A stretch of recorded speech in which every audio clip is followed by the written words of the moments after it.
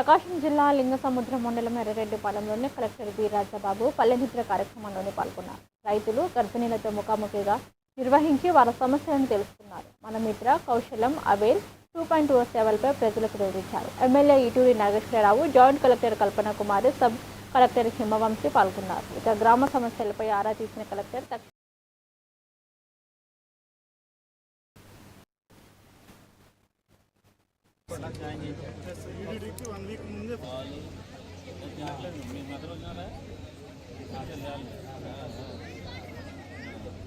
Collector గారి దృష్టికి తీసుకురావడం జరుగుతుంది.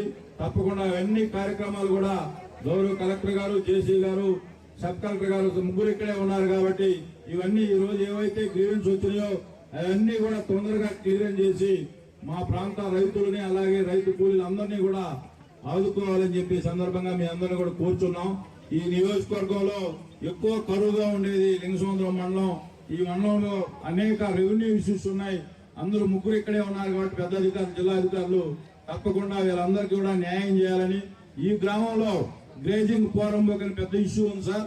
నేను కూడా గత గవర్నమెంట్ రాగానే మనం నెల్లూరు జిల్లాలో ఉన్నాం. మేము అప్పుడు గౌరవ కలెక్టర్ గారు మన జేసీ గారి దృష్టికి తీసుకుపోయాం.